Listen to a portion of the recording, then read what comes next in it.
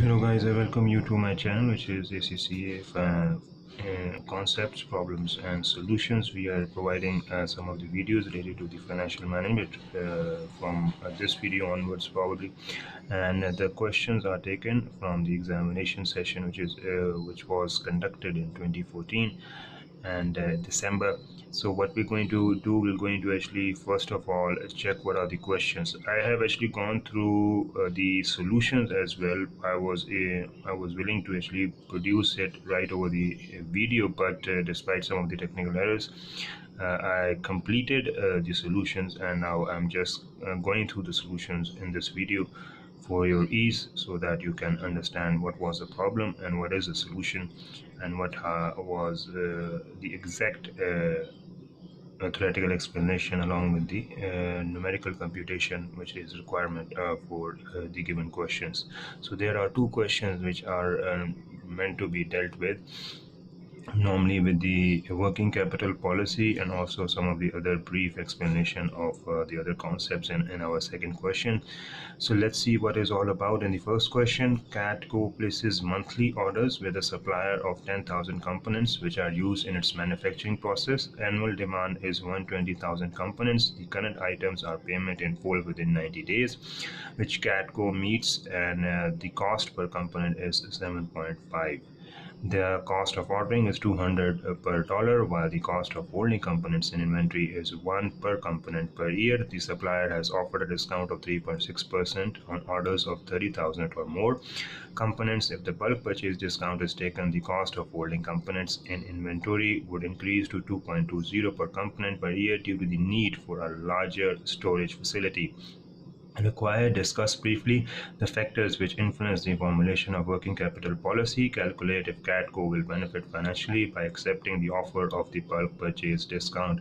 Working capital policies can cover the level of investment in current assets, the way in which current assets are financed, and the procedures to follow in managing elements of working capital such as inventory, trade receivables, cash, and trade payables. The twin objectives of working capital management are liquidity and profitability, and working capital policies support the achievement of these objectives.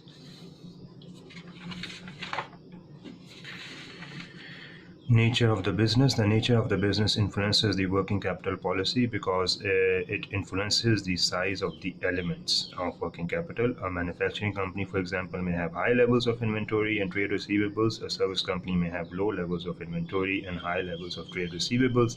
And a supermarket chain may have high levels of inventory and low levels of trade receivables. The operating cycle. The length of the operating cycle, together with the desired level of investment in current assets, will determine the amount of working capital finance needed. Working capital policies will therefore be formulated so as to optimize as much possible the length of the operating cycle and its components, which are the inventory conversion period, the receivables conversion period, and the payables deferral period. These are the factors, and terms of trade is also a factor, since the company must compete with other companies to be successful. A key factor in the formulation of working capital policy will be the terms of trade offered by competitors. The terms of trade must be comparable with those of the competitors, and the level of receivables will be determined by the credit period offered and the average credit period taken by customers. Risk appetite of company. There's also a very important factor. A risk averse company, which is obviously reluctant to take a risk, will tend to operate with higher levels of inventory and receivables than a company which is more risk seeking. Similarly, a risk averse company will seek to use long-term finance for permanent current assets and some of its fluctuating current assets, which is the conservative policy. So this is the part, and when we're going to do this is the first part. We have discussed the factors. Now calculate if Catco will benefit financially by accepting the offer of the bulk purchase discount. Bulk purchase discount is on 30,000 or more, and the Catco has already purchased 10,000 components which are used in its manufacturing process. 120,000 divided by 10,000. Okay, so that would be 12 orders, and current ordering cost is 12 into 200, which is 2,400 per year. current holding cost is 10,000 divided by 2 into 1, which is 5,000 per year. Annual cost of components is 900,000 per year, which is 120,000 into 7.50. Inventory cost under current policy is equal to 900,000 plus 220,400 plus 5,000, 907,400 per year.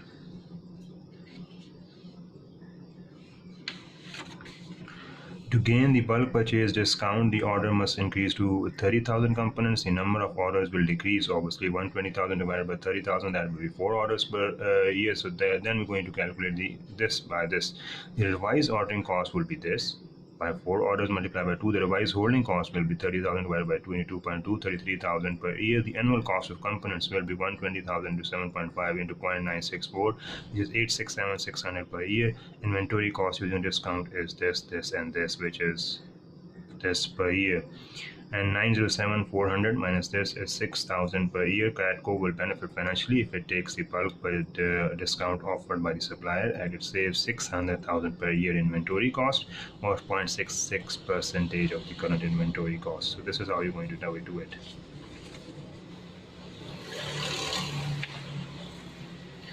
The next question is, GWW Company is a listed company which is seen as a potential target for acquisition by financial analysts. The value of the company has therefore been a matter of public debate in recent weeks, and the following financial information is available. This is for from 29 to 2012. So statement of financial information for 2012 is this one, and the shares of this have a nominal par value of 50 cents per share and a market value of 4 per share. The business sector of GWW Company has an average price earnings ratio of 1.7 times. So the expected net realizable value of the NCA and the inventory are 86 million and 4.2 million respectively. In the event of liquidation, only 80% of trade receivables are expected to be collectible. Required, calculate the value of GWW Company using the following methods: market capitalization, equity market value, net asset value liquidation basis, and price earnings ratio method using the business sector average price earnings ratio. Discuss briefly the advantages and disadvantages of using the dividend growth model to value the shares of GWW Company. Market capitalization of GWW Company. Value of ordering shares in statement of financial position is 20 million. Nominal value of ordering share is 50 cents, and nominal of number of ordinary shares of company is this one, which is 40 million shares. Ordinary market share price is 4. You're going to multiply this with this to get the market capitalization. Net asset value, that is liquidation basis, current and NAV, which is the net asset value. You're going to 91 plus 0.83 minus 7.1 minus 25, that is 7.2. Decrease in value of non-current assets on liquidation is this one. Increase in value of liquidation is this one, and decrease is this one. So in NAV liquidation basis, we're just going to decrease by 5 million at 0.4 and decrease at 0.9. So you're going to have this, which is the net asset value liquidation basis. Prior PE ratio value, historic earnings of GW is 10.1 million, which is by this, the latest of the year. And profit average price earnings ratio of the sector is 17 times. This is given in the question as well. The price earnings ratio value of GWW Company is 17 into 10.1, it is 117.17 million. So how you're going to deal with it. This is you can briefly discuss the advantages and disadvantages of using the dividend growth model to value the shares of GWW Company. This is your own task, this is your own assignment. You can do it by yourself. If you face any difficulties, you can ask for. Obviously the question is in front of you and the solution is already being worked out in my offline, so that's why I've just gone through a read, probably you can say, but obviously the conceptual part will be taken into consideration after you put in your comment section, or if you're going to have any other questions, we're going to definitely tackle all the questions online and going to provide you the solutions as well. So with this remark, do keep in mind that all the videos of ACC especially are meant to be produced according to the set standard of ACC examination, and also the time allocated per question, or probably per part per question. So you need to follow the exact timing so that you can complete the given questions in a given time in an examination environment, and obviously hopefully attempt it in a clear way so that the examination or the examiners can approve the question uh, so that you can easily pass it in first go. So keep in mind that do attempt the questions in a given time slot or in a given time allotted for a given question or a given part of a question. So with these remarks, I'm going to end up my video, and I'm going to continue sharing the conceptual videos of ACCA, and also we do offer other classes around as well as the engineering classes. Mathematics is concerned, computer IT is concerned. We offer videos or free videos on a regular basis that may serve to produce a full online session that may indulge in a group form, that may indulge individually, so which obviously will cover the general concepts acceptable across the world, and also according to the relevant syllabus, which is for a given group of students, or for a given student, or even for an individual student, or I mean, for for also which is acceptable in general terms as well. So what is the main purpose is just to provide you the free solutions and free ideas that is form the basis of a more complex videos. So till the next video, take care and have a nice day.